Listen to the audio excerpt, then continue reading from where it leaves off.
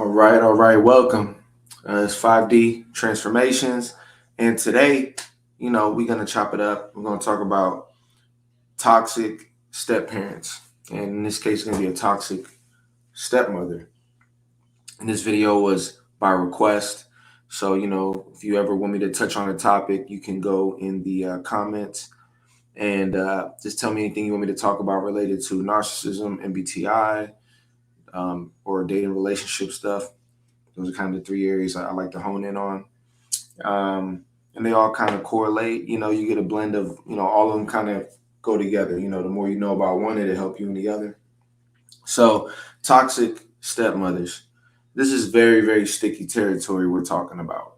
A narcissistic stepmother is going to be somebody who they project a lot on the victim, which is generally going to be the child.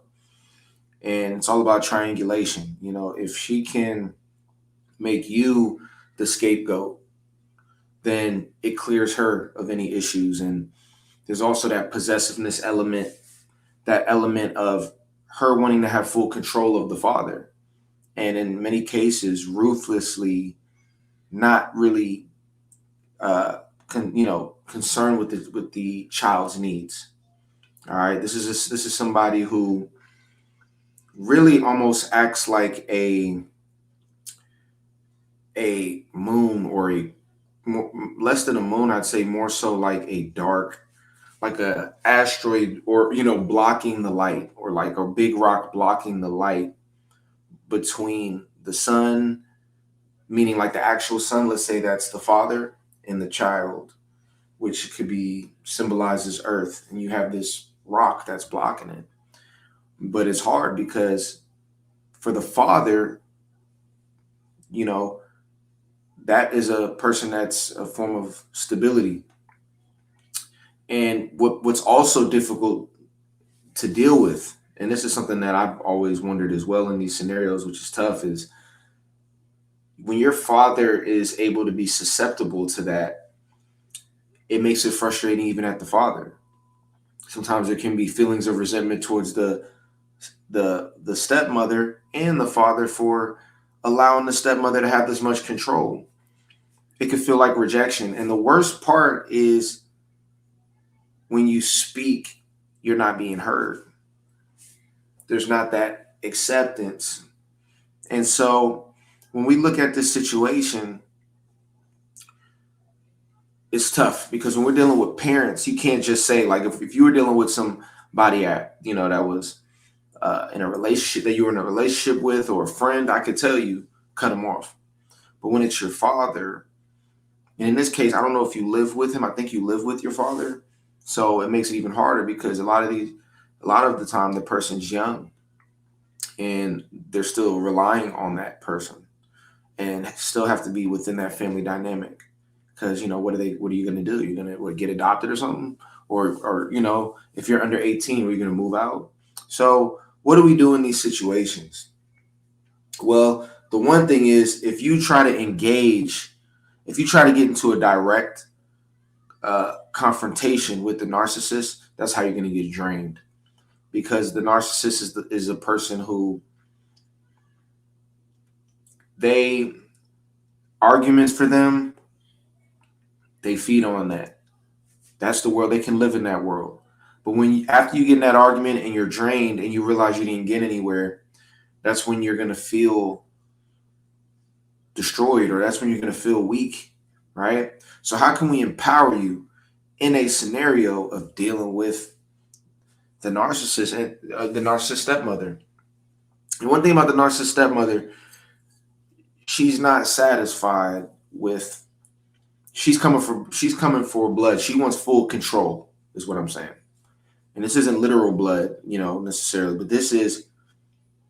there's an innate level of selfishness that really comes from a lack of awareness. And so the key thing you want to keep in mind is, when it comes to power, it's your ability to hold your position in space, not being pushed back out of your position, but also not being pulled from a place of anger. because now they're controlling you. Now they're sucking you into that negativity. What it's going to boil down to is you being able to be comfortable in your bubble, because we're empaths or people dealing with narcissists where they can, without knowing, enable the narcissist. What they'll do is they'll argue back, they'll fight the situation, they'll express frustration all the time, act very depressed, and what's happening is they're actually empowering the narcissist. Because the one thing about the narcissist is they don't care the same way that you care, and in the sense that they can do some, they can say some messed up things, they can do some really mean things, and then sleep like a baby because there's a lack of awareness there. So you either, you don't want to have to act in a way that mirrors lower awareness. Higher awareness is understanding that instead of wasting my time trying to change somebody or fight against the mother, what you would do is withdraw and try to find the space, your peaceful space within yourself. That could be in your room, that can be in any kind of sacred space in the home. But the key thing is creating space. Okay, that's number one. Now, you still want to talk to your father. The reality is, if you're already having a hard time talking to your father, number one, it begins with communication. You gotta really tell your dad, hey, I really have to have a talk. This is a serious situation. Now, if he's not listening, right, or if the mother is blocking the calls in order to speak with the father, at this point, and a lot of this depends on age, but if you're over 18, you need to now accept that as an individual, your father made the decision. He made a decision to cooperate with this. It's not like the stepmother came and kidnapped them and put him in a trunk and you can't talk to him. He is cooperating, and it's not to villainize him or his stepmother, but what it is to say is he's choosing himself. I will not say that he's choosing the mother over you. That's arguable, but I wouldn't say that. In these type of situations, the parent is choosing themselves over the child. Okay? And so if they're choosing themselves over the child in the capacity of that relationship, then you have to choose yourself over that relationship, meaning you have to withdraw your concern about it and channel that into the reasoning for why you need to create space. Because one thing about space is people bring themselves along with them everywhere they go. So one thing you notice about narcissists is whoever they're making the black sheep, whoever they're making the person that's the bad one, when they leave and they step off, they now have to transfer that negativity somewhere else. And generally they're reflected amongst each other or someone else. Like, it doesn't stop. And so with your absence, sometimes it allows the person to see clearer, because now they're not distracted by you. The problems can't be projected onto you anymore. They gotta find a new thing to reflect the negativity on, to make it seem like something else was the problem. Because the thing about narcissists boils down to this: narcissists have deep-rooted issues that haven't been resolved, and the way it shows up is it sprouts up and creates outside problems for them. But they blame the outside problems, not understanding that there's a deeper issue. And because they'll never be able to discover that deeper issue, because that requires self-reflection, they're going to continue to move forward, and they're always going to have projections that they're going to be combating with, because there's always going to be a reflection of their issues. So right now, they're reflecting their inner problems onto you. So if you're able to remove yourself as much as you can, those projections can't fall onto you because you're not in the space. You know what I mean? And The desire to speak to your father, I don't want to dim that down. You know what I mean? I think one thing you want to do is always be honest with how you feel. When you see your dad, you tell him how you feel. You know what I mean? But if he's not being receptive to it, the only option you have is to double down on yourself. And that means learning more, working on your tasks, being comfortable with that space. Because the good thing is this, it's your father. You know what I mean? Like, relationships come and go. He might break up with that lady. He might not. But you're his daughter, and you always have that, or his or son, right? You're the specific person asked the question, I think, was a woman, but for the men, same thing, right? It's your father. So there's always going to be that line, that strong line, and sometimes you got to give your parents time to see the bigger picture. It doesn't excuse what they're doing, doesn't make it right, but you have to give them time to see. And when you're constantly trying to push and, hey dad, why is this? Hey dad, what is this? We got to talk. We got to do this. What you're doing is you're blinding them from being able to see what's really going on. And it's not your fault. You should be doing that because there's a problem. But you got to understand right now,